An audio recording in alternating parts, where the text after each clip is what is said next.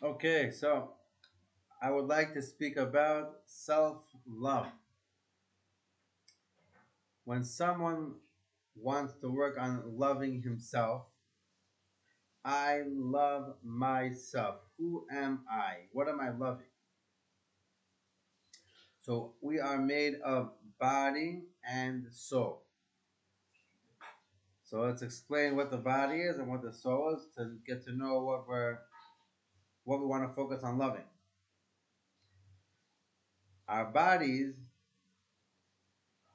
are, when I say bodies, I don't only mean our bodies, I also mean our soul that's behind the body, our psychological structure.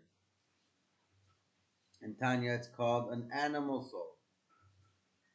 And this animal soul is a selfish, self centered, and different in its nature. Now, it doesn't mean to say that it's bad. You can be very good. You can, let's say, be a kind person. And you're caring. And it's a very good thing. But if it comes from the animal soul, so it becomes something that's selfish and self centered. It will be very hard for me to accept someone and understand someone who is not kind and caring, because that is who I am. So I'm being self centered. And also, more than that, if I see someone who's greedy, I'm not going to want to be so kind to him, and nor am I going to care for him so much because he doesn't deserve it. Did you see what type of manners he has? Did you see what he does? You see how greedy he is. Find all these reasons where what he is doesn't line up properly, doesn't make him to be the best person, and now I don't want to help him either. And there's the difference part that I'm mentioning that everybody is different, right? And it also takes a it's part of what we're saying because you're different, so you can't. It's hard for you to relate to other people. So the more a person loves his body and his animal soul, the more it becomes selfish, self-centered, and he's different. But that's not really a problem.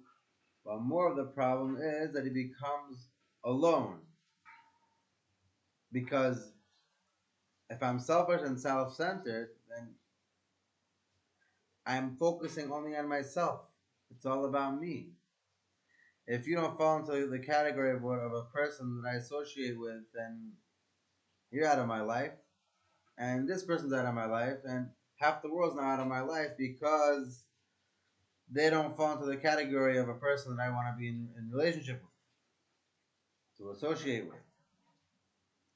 And even those who are kind and caring people that I do relate to, but they're not exactly like me, and I wish they would be more. And I might agree to be friends with them because it's like they're the best I could find, right? I can't find a twin who's just like me with my all my attributes that I am, with the wonderful person that I am. So I'll deal with them. All right, I will have some a relationship with them to a degree, friendship, whatever it is. But at the end of the day, you're really very much alone, and you don't really feel connected to anyone. And even more than that, you cannot have a deep connection with anyone through your animal soul. Because the only thing that connects you is something external. Ah, you're kind and caring. I'm also kind and caring. So now we can connect. So we're connecting a little bit. When we get to the godly soul, we'll understand what a strong connection is more. But the animal soul really makes it, you can't really connect to anyone. So it really makes you alone. For the most part, you are alone in your life. And being alone makes you feel sad.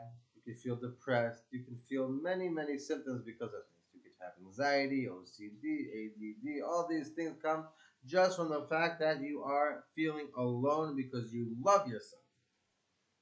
You love your body and you love your animal soul. That is what you become. And it's not a good thing.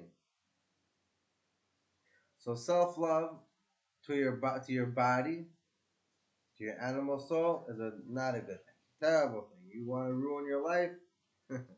Go for it. If you want to make your life better, disconnect, do whatever you can not to love your body and your animal soul. I would say not to take care of yourself. We need to take care of our bodies. We need to use our bodies. We need to use our animal soul also. But don't get infatuated over it. Get infatuated over your godly soul, the part of Hashem that's inside of you. I don't think it's accurate to call the godly soul selfless. The godly soul unites, connects. That's what the godly soul is about. The godly soul in its source, right? There's different garments on the godly soul. That's what it means. Someone has a high neshama, a low neshama. It means that the garments that are on the source on the are different, but at the source, at the core of our neshamas, we are all exactly the same. There is no difference between us. And when I love, or more accurate, is to connect.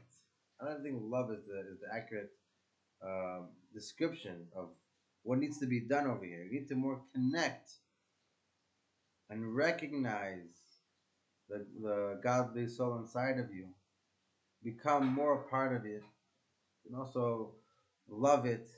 It's a part of Hashem. Its greatness is infinite. You can't imagine the wonders behind it. There is what to love. And you can love it and connect to it. And by doing so, you're connecting to all souls because we're all one. To explain this more, a child is born. The parents love the child. Not because the child is cute, not because the child is smart or has wonderful things that he could do, very talented or whatever it is. He's a baby. Can't do any of that.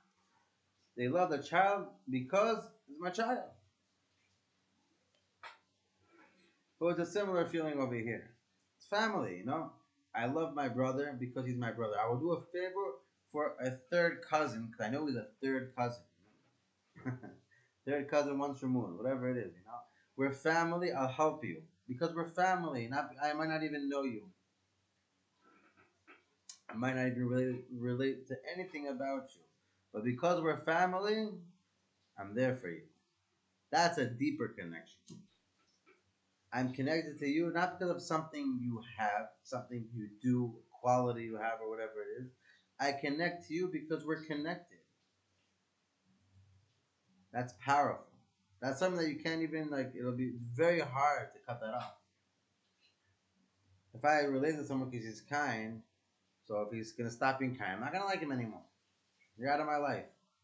If you're a family member, even if I cut you off, I want to bring you back though because I feel that something's missing because we are connected. It hurts, and it's powerful and it's strong. So the more I connect to my soul, my godly soul, the more I feel that you have a godly soul, and we have that same connection. We have the same Father, Hashem, where our godly souls came from. We are brothers. I'm there for you. I care for you and I love you. So this way, someone who connects and loves his godly soul, what's he doing? He's making himself, a whole world is now with him strongly. You can never ever be alone when you're connected to your godly soul. So we need to connect to our godly soul, love our godly soul, and by doing so, we will be connecting to every single Jew all over the world. And we will never be alone, and it will make us always feel happy or always feel good. It could save us from so many mental illnesses we have out there and make our lives much more enjoyable, give us strength to serve Hashem and to feel good and to make others feel good and use that strength to fulfill our goal in this world and bring Mashiach Tzidkenu.